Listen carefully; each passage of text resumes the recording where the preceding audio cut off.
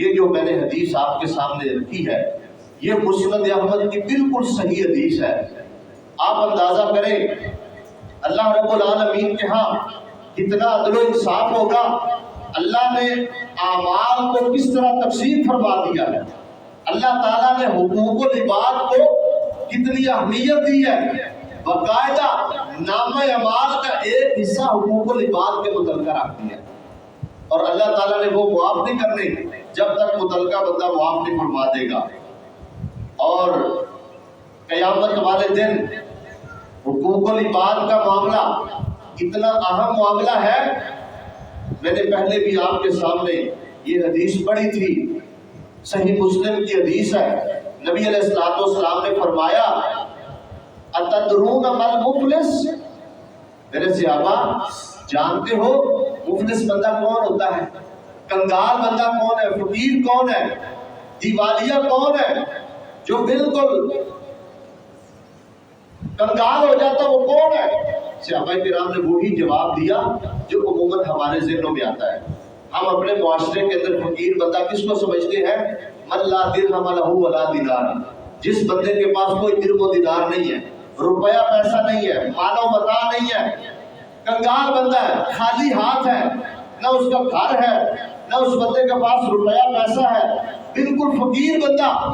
صحابہ کرام نے نبی علیہ الصلوۃ والسلام کو یہی جواب دیا تو آپ علیہ الصلوۃ والسلام نے فرمایا میرے صحابہ یہ بندہ کنگال نہیں ہے. آپ نے فرمایا المفلس من امتی, میری امت کا مفلس کون ہوگا؟ یأتی یوم القیامت بصلاۃ وصیام وزکوٰۃ. نبی علیہ الصلوۃ والسلام نے فرمایا قیامت والے دن میری امت کا مفلس بندہ, کنگال بندہ, فقیر بندہ, خالی ہاتھ آدمی وہ ہوگا جو اپنے نامہ اعمال کے اندر نمازیں لے کر آئے گا, زکات بھی لے کر آئے گا, روزے بھی لے کر آئے گا, اللہ کے راستے میں خرچ کیا ہوا مال یہ سب کچھ لے کر آئے گا اللہ کے دربار میں, لیکن اس کا جو معاملہ حقوق العباد والا نا یہ صحیح نہیں ہوگا, یہ کلیئر نہیں ہوگا.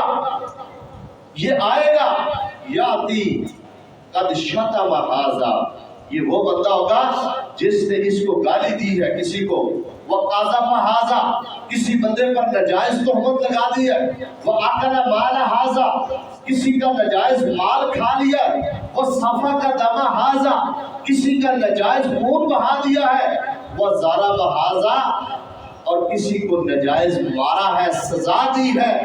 یہ بندہ مفلس ہوگا.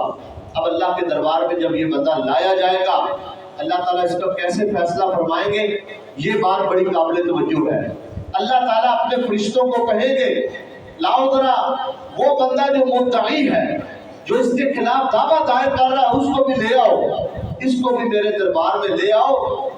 جو مدعی دعویٰ کر رہا ہے اس کے دعوے کے مطابق پہلے اس کے دعوے کو تولا جائے گا, اس کے دعوے کے وزن کے حساب سے اس بندے کی نیکیاں تولی جائیں گی. نمازیں توڑ رہی ہیں, نمازوں کا وزن کیا جا رہا ہے, زکات کا وزن کیا جا رہا ہے, روزے کا وزن کیا جا رہا ہے, اس کے حج عمروں کا وزن کیا جا رہا ہے, یہ قرآن پڑھتا رہا اس کا وزن کیا جا رہا ہے. اللہ فرمائیں گے اس کے دعوے کے مطابق اس کی نیکیاں اٹھا کر مدعی کے کھاتے میں ڈال دو.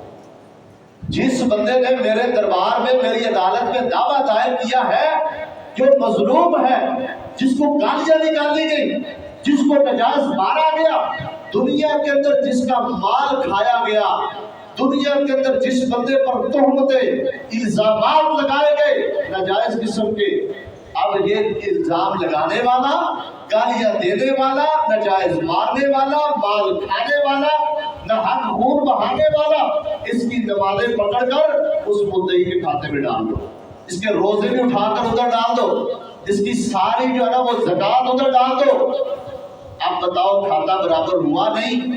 فرشتے کہیں گے اللہ یا اللہ اس بندے کے پاس شکایتیں ابھی باقی ہیں اور اس کی نیکیاں ختم ہو چکی ہیں, نمازیں ختم ہو چکی ہیں, ساری زندگی اپنی پیشانیاں رگڑتا رہا, تہجدیں پڑھتا رہا, سنتیں پڑھتا رہا, نمازیں پڑھتا رہا, مشقتیں برداشت کرتا رہا, سب ختم.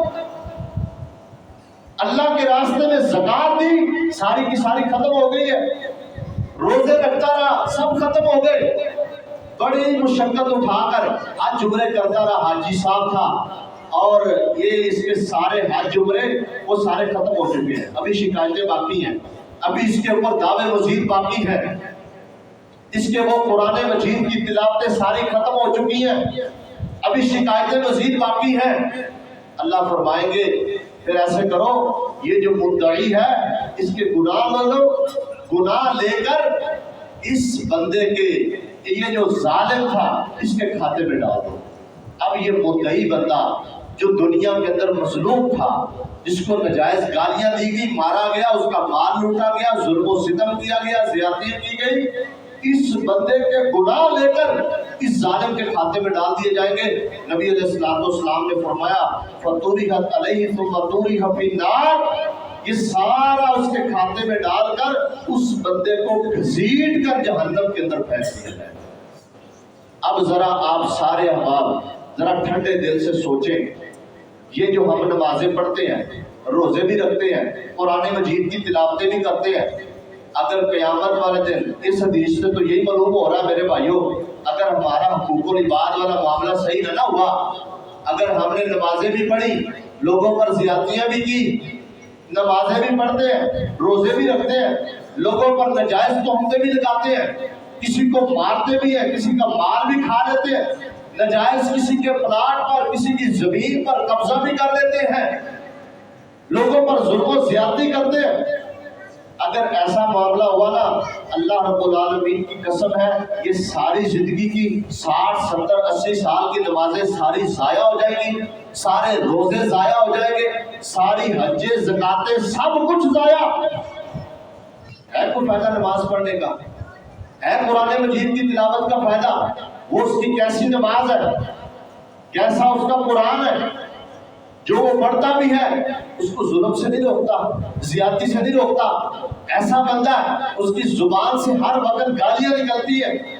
آپ مجھے بتائیں، جب ذرا معاشرے میں گھوم پھر کے دیکھ لیں، آپ باہر دیکھ لیں، ہر بندہ بات بات پر گالی نکالتا ہے، بات بات میں کرتے ہیں، گالی پہلے نکالتے ہیں، یہ بدبختی ہے، یہ زیادتی ہے، کسی بندے کو نجائز گالیاں نکالتے رہنا۔ ہم سمجھتے شاید یہ کوئی چھوٹا موٹا معاملہ ہے، نبی علیہ السلام نے فرمایا سباب المسلم فسوق وقتالہ کفر، کسی مسلمان کو گالیاں نکالنا یہ کبیرہ گناہ ہے، اور اس کے ساتھ لڑائی کرنا ناجائز، یہ کفر ہے۔ یہ نبی صلی اللہ علیہ وسلم کی حدیث ہے۔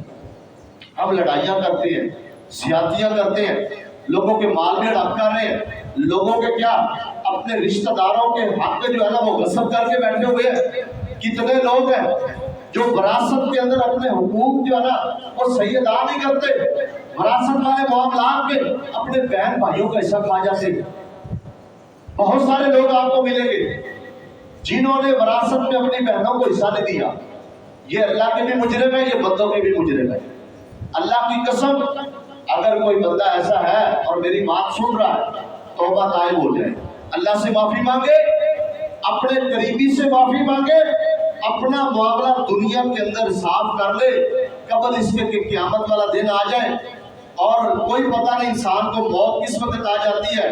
نبی علیہ السلام کی ایک حدیث ہے، آپ علیہ السلام نے فرمایا لَتُؤَدُّنَّ الْحُقُوقَ إِلَىٰ أَهْلِهَا، قیامت والا دن ایسا ہوگا تم ضرور ضرور حقوق کو ادا کر کے ہی سرخرو ہو سکو گے، وگرنہ تم کامیاب نہیں ہو سکتے۔ لَتُؤَدُّنَّ، ضرور تم ادا کرو گے، إِلَىٰ أَهْلِهَا، حقوق کو ان کے اہل کی طرف ضرور ادا کرو گے، یوم القیامت، قیامت والے دن، حَتَّى يُقَادُ لِلشَّاةِ الْجَرْحَىٰ مِنَ الشَّاةِ الْقَرْنَىٰ، اللہ کی دربار میں، اللہ کی عدالت میں تو اتنا انصاف ہونا ہے کہ اگر دنیا کے اندر بغیر سینگ والی بکری کو، سینگ والی بکری نے اگر مارا ہوگا، اللہ کے دربار میں اس سینگ والی بکری سے بھی بدلہ لیا جائے گا۔ حتیٰ یقال للشاۃ الجلحاء، جلحاء ایسی بکری کو کہتے ہیں جس کے سینگ نہیں، گھونی بکری، اس کو اللہ کے دربار میں بدلہ لے کر دیا جائے گا. کس سے؟ من الشاة القرناء، سینگوں والی بکری سے. وہاں تو جانوروں سے بھی بدلہ لیا جائے گا. انسان تو اس سے زیادہ مکلف ہے.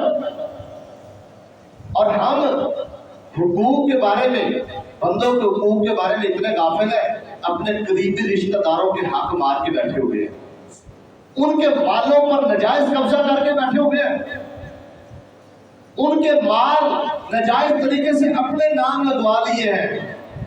یہ اتنا بڑا جرم ہے، اتنا بڑا ظلم ہے کہ اللہ رب العالمین نے بھی اس وقت تک معاف نہیں کرنا جب تک مظلوم بندہ معاف نہیں کر دے گا.